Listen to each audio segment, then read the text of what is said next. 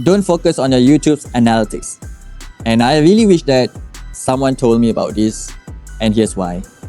Today is day 11 of me practicing my talking to the camera skill for my 30-day challenge series where I'm 37 years old, introvert guy who just want to improve my skill in talking to the cameras and speak more confidently and comfortable with you, and also improving my skill of articulating my ideas and improve my communicating message. So today I'm going to discuss with you on the things that I wish, and this is my own personal opinion, but I really wish that someone told me before this that you don't need to focus on your YouTube analytics. Don't ever focus on your YouTube analytics. You can even delete these ads from your phones. It's actually very destructive to you. And here's why. You might not even realize this, but I will tell you that when you just started, or when you are planning to starting out, right? So most of the top creators will suggest that you need to install YouTube Studios in your phones. And then you install it. And then you install it, you try to understand all the basic features, and then you upload your first videos. And then you wait.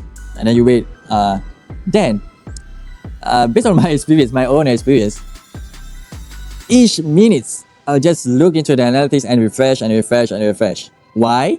Because I want to see improvement. That's normal for human beings. We want to see improvement. However, when you just post one video and you expect that you see a viral hit, then you become discouraged. Plus, probably you have some motivations in yourself that, okay, never mind, on the first video, we'll just post another 2 videos, make up a total 3 videos. And then you focus on your analytics again. You keep refreshing each hours, during your lunchtime, during your tea break, during your dinner, before you go to bed. You're so obsessed with YouTube's analytics. And you're looking into your CTR, your click-through rates, your AVD, average view durations. And then you found out that you don't have a lot of things to view. Everything is at 0, or even at minimum, maybe you get click-through rate at around 1.1% or 3%. And then your AVD is worse.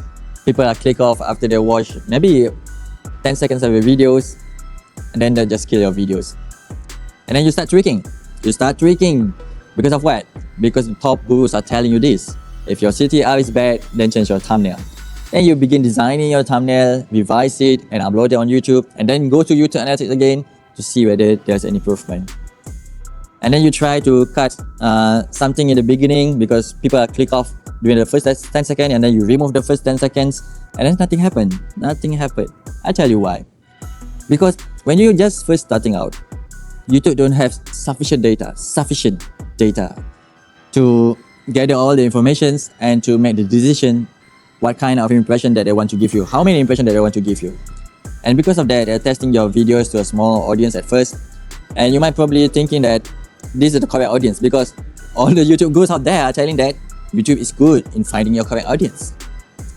So when your CTR is worse, below than 1%, and your AVD is worse, even not much people left with, or even just one people watch up until the end, and that is you. And then you start making all this improvement, and then you're just wasting your time. And eventually you realize that YouTube is not for you. You're not going to continue pursuing your personal brand on YouTube. Because of what? Because people are not going to listen to you, people are not going to watch your videos, so what's the point of even you doing this, right? But here, let me tell you this. In YouTube, for a small channel, they'll just test it out for a small chunk of audience. By saying small chunk, it's definitely quite small. You can't even imagine that. You'll be lucky enough if you have 3 impressions. So instead of you looking into the CTR, to your AVD, just look at the impression at first. Because the impression is the way that YouTube telling you that YouTube are promoting your videos, making it visible through the suggested feed or at people's homepage or at their feeds, their mobile versions. And the more impressions that you get, the more data that you can collect, right? So ideally, what you need to do is actually just consistently. I say this, I know it's very cliche, but I think that I need to say this. You need to post consistently, about 30 videos at first. Maybe just do it at 10 videos, because I know that for an introvert it's actually quite hard. It's very hard for you to even do 1 videos, let alone for 30 videos. But in ideal situation, you need 30 videos. But just for the starting point, You can do 10 videos at first and then look into the impressions. How much impression that YouTube gave you for that particular videos, starting from video 1 up until video 10. Is the impressions going up, or the impression plateau, or the impression is actually fluctuating? So this is the way that YouTube are telling you that your video is good enough for YouTube to promote. But if you receive 0 impressions, then YouTube is actually signaling to you that your video is not even worth for them to give you the kind of impressions, because YouTube doesn't know who is your audience. So this is actually true, and that is why you need to focus on your ICP first, right? You need to optimize all your metadata, your channel tags, your channel descriptions, your video descriptions, your thumbnail elements inside it, just to give YouTube some data to work with at this initial phase. And when YouTube just starting out, and they will test it's the small audience, like I said before, the first 10 videos will be your worst videos. Believe me, your first 10 videos will become your worst, but it will become your practice zones, where you become more articulate in your ideas. You have more structure in the way of speaking. You know how to connect with your audience. And people are saying that you need to respond to comments to trigger the algorithm, because YouTube will provide more impression to you, more views to you when people are engaged with your videos. But when you're just first starting out, no one will comment on your videos. That's the harsh truth, right? This is the harsh truth that you need to accept. No one's going to entertain your videos. No one's going to watch your videos at the first 10 videos are uploads, because you are very new. Who are you to them? They're not knowing you enough. Roughly, people will need at least 7 hours of content for them to consume, in order for them to relate to you, in order for them to connect with you, in order for them to comment on your videos. Unless you are speaking about something that very commonly, like you're speaking about President Donald Trump to the US audience, so obviously all people will be quite engaged, because all people know who is Trump. But if you're just talking about things like personal brand, like how to make money online, how to be good in finance, how to gardens your gardens at home, how to turn your yard into a beautiful gardens. So this is a very specific niche, and you need to build up your own audience first. And by you constantly uploading your videos to YouTube, actually it provides so much data to YouTube. And along the way, YouTube will figure it out, because you're so consistent with your videos, with your ICP, your ideal client profile avatar, and YouTube will know this is the set of audience that they will give your video an impression to test it with. And because of that, I'm saying that after 30 videos, then you can install your YouTube analytics. After 30 videos, then you can try to analyze your data, your CTR, your AVD, the impressions.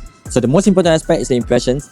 Even though people are saying that, I know that many people out there are so obsessed with CTR and also your AVD. But listen to this. You might be surprised. Without impressions, there will be no CTR. And without CTR, there will be no AVD. So focus on the impression first. Try to work with the YouTube instead of try to beat the algorithms, right? If you're creating your personal brand, think about your viewer first, because replacing algorithms with the word of audience will make you feel even better when you want to deliver your message, because by then the algorithm will work with you, not against you, because they know who actually your target audience is.